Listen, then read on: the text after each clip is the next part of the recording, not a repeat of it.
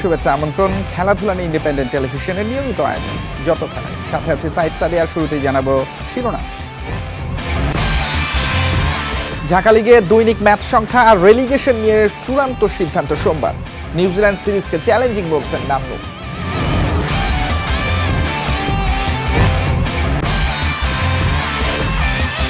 PSL mission শেষে ফিরেই মিরপুরে তানজিদের অনুশীলন। নিউজিল্যান্ড সিরিজে ফোকাস, ইমনকে টি-20তে পাওয়ার আশা।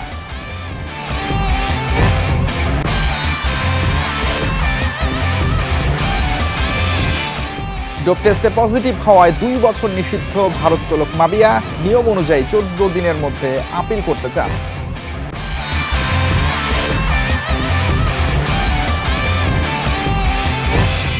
চলতি মৌসুমে টানা ব্যর্থতায় মোহামেডান কোচ আলফাজ বরখাস্ত।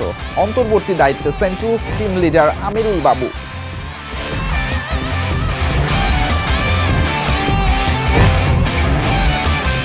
ওভারহিটিং শেষ, ইঞ্জিন রাখে ঠান্ডা আর দিবে স্মুথ পারফরম্যান্স। Saudi lubricants.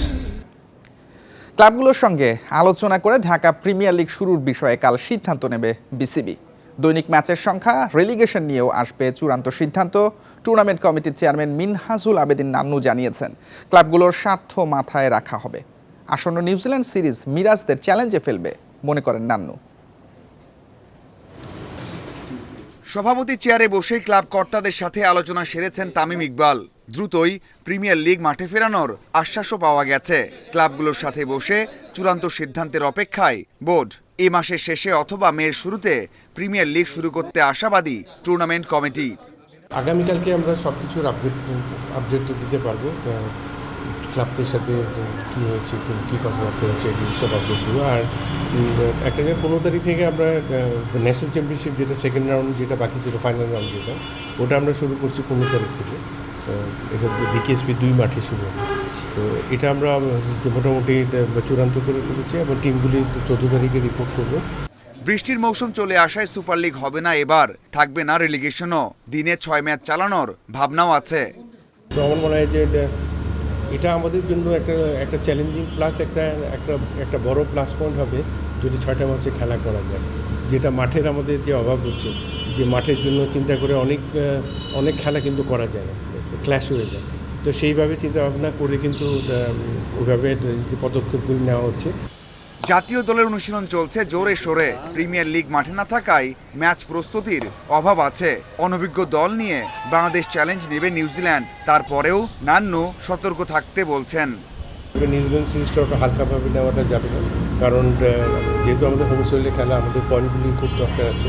এখানে হালকাভাবে চিন্তা ভাবনার কারণ ওরা অনেকগুলি খেলোয়াড় কিন্তু পরিবর্তন করে এসেছে। ওদের রেগুলার যে খেলোয়াড়রা আছে ওদেরকে অলমোস্ট বেশ কিছু পরিবর্তন করে এনেছে। তো আমার মনে হয় ওটাকে হালকা করে নিলে কিন্তু আমাদের আবার বিপদ করতে পারে। পাইপলাইন ও ধারাবাহিকতা এখনও সেই আগের অবস্থাতেই আছে বাংলাদেশের। এইচপি টাইগার্স ও অন্য দলগুলোতে বেশি মনোযোগ দিচ্ছে তামিমের ad hoc committee. Mazharul Islam, independent news.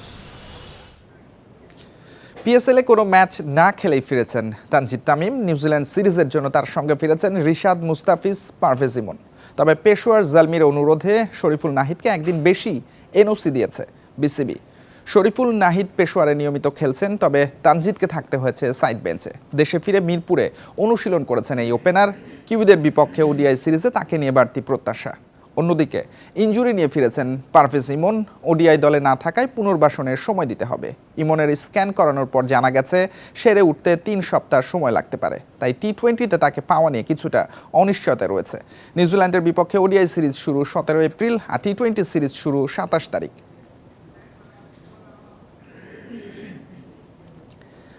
গত 1.5 বছর বড়সড় পরিবর্তনের সাক্ষী হয়েছে বাংলাদেশ ক্রিকেট। নানান প্রেক্ষাপটে বিসিবির সভাপতি বদলেছে 3 বার, আর নাটকীয়ভাবে সব বোর্ডের সময়কালেই আলোচনার কেন্দ্রে ছিলেন দেশে না থাকা সাকিব আল হাসান। ক্রিকেটে সাকিবের ফেরা তাই ধোঁয়াশাতেই থেকে গেছে। রাজনৈতিক পট পরিবর্তনে নির্বাসিত সাকিব আল হাসান সংসদ সদস্য হতে গিয়ে ক্রিকেটার পরিচয়টাই পড়ল হুমকির মুখে। 5 আগস্ট পরবর্তী সময়ে বিসিবি ভেঙেছে 3 বার, কিন্তু এত সব জটিলতার মাঝেও সবসময় আলোচনায় থেকেছেন সাকিব। ফারুক আহমেদের বোর্ড থেকে বর্তমান বিসিবি অ্যাডহক কমিটি, সাকিবকে নিয়ে চর্চা এখনো চলছে।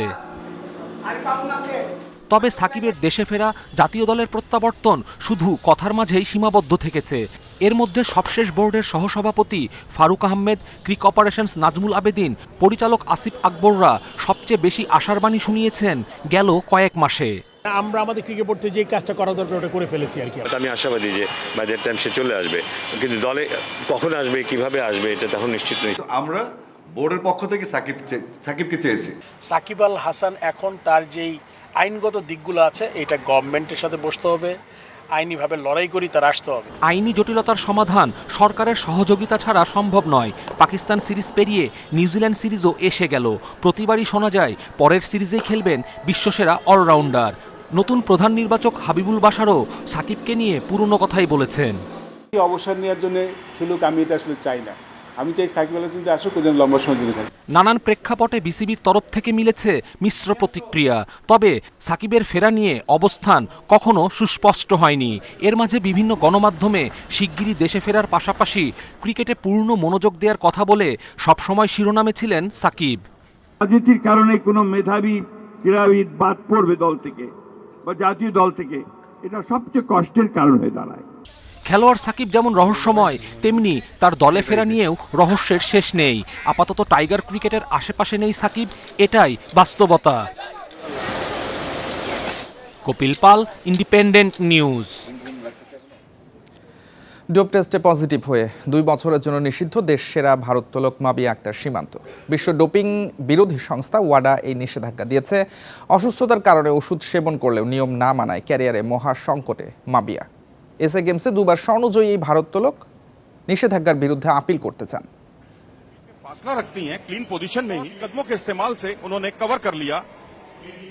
ভারোত্তোলনে লাল সবুজের বিজ্ঞাপন মাবিয়া আক্তার সীমান্ত 2016 ও 2019 এসএ গেমসে স্বর্ণ জিতে দেশকে গর্বিত করেছিলেন। পোডিয়ামে পতাকা ও তার কান্না সবাইকে নাড়িয়ে দিয়েছিল।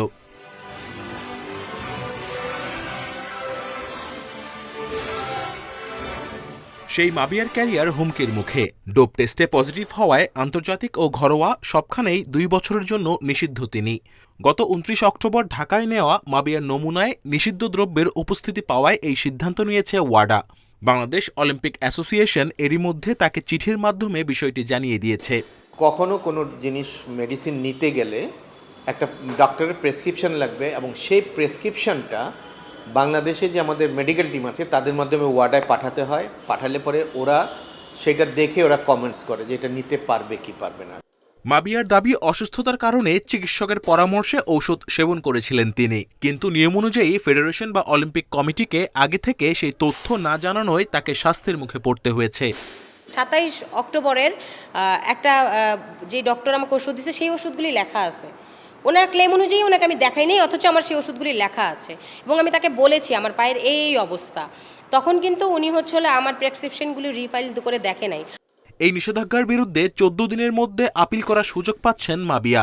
তবে আপিল প্রক্রিয়াটি বেশ ব্যয়বহুল ও জটিল। অ্যাকচুয়ালি রুলস কি সেটাই তো ঠিক মতো বোঝানো হয়নি। তাহলে আমরা রুলস কিভাবে বুঝবো আর ভায়োলেশন কিভাবে হবে? আমাকে রুলস ভায়োলেশনের জন্য 2 বছরের সাসপেন্সে দিয়েছে। আমি ডেফিনেটলি আপিল করব, যেহেতু আমার এখানে আমার ক্যারিয়ার, আমার লাইফ, আমি ডেফিনেটলি আপিল করব। শাস্তি না কমলে 2027 সালের অক্টোবর পর্যন্ত নিষিদ্ধ থাকবেন মাবিয়া। দেশের অন্যতম সফল এই অ্যাথলিটের সংকটে সতর্ক অবস্থানে অলিম্পিক অ্যাসোসিয়েশন। ভবিষ্যতে অ্যাথলিট ও কোচদের ডোপিং বিষয়ে আরও সচেতন করতে বিশেষ সেশনের পরিকল্পনা সংস্থাটির। Kamrul Hasnat, independent news, Dhaka. চলতি মৌসুমে টানা ব্যর্থতায় মোহামেডানের কোচের দায়িত্ব থেকে অব্যাহতি দেওয়া হয়েছে আলফাজ আহমেদকে। সংবাদ বিজ্ঞপ্তিতে বিষয়টি জানিয়েছে ক্লাব কর্তৃপক্ষ। ক্লাবের পক্ষ থেকে বলা হয়েছে, সম্প্রতি দলের পারফরমেন্স খুবই হতাশাজনক, যা ক্লাব কর্মকর্তা ও সমর্থকদের মর্মাহত করেছে। মোহামেডানের ধারাবাহিক সাফল্য ও উন্নতির লক্ষ্যে হেড কোচ আলফাজ আহমেদকে অব্যাহতি দেওয়া হয়েছে। অথচ গত মৌসুমে বাংলাদেশ প্রিমিয়ার লিগ ইতিহাসে প্রথমবার আলফাজের অধীনেই চ্যাম্পিয়ন হয়েছিল মোহামেডান। আলফাজকে অব্যাহতি দিয়ে সহকারী কোচ আব্দুল কায়ুম সেন্টুকে অন্তর্বর্তী দায়িত্ব দেওয়া হয়েছে। আর টিম লিডার হিসেবে থাকবেন ক্লাবের স্থায়ী সদস্য আমিরুল ইসলাম বাবু।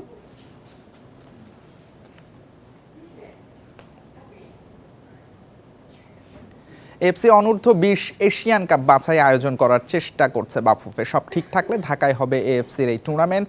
বাফুফের ডেভেলপমেন্ট কমিটির সভা শেষে এই কথা জানানো হয়। এশিয়ান কাপ বাছাই আয়োজনের জন্য পল্টনের জাতীয় স্টেডিয়াম আর বসুন্ধরা কিংস অ্যারেনাকে ভেন্যু হিসেবে এএফসিকে তালিকা পাঠিয়েছে বাফুফে। জাতীয় স্টেডিয়ামের আউটফিল্ড সংস্কারের কাজ চলমান, আর কিংস অ্যারেনায় গ্যালারির ওপরে শেড বসানো হচ্ছে। নতুন চেয়ার স্থাপন, প্রেস বক্স সহ নানা সংস্কারের কাজও চলমান। আগস্ট সেপ্টেম্বরে হবে অনূর্ধ্ব-20 এশিয়ান কাপ বাছাই। প্রতিযোগিতা চলবে 25 আগস্ট থেকে 6 সেপ্টেম্বর পর্যন্ত। এখনও গ্রুপ নির্ধারণ হয়নি।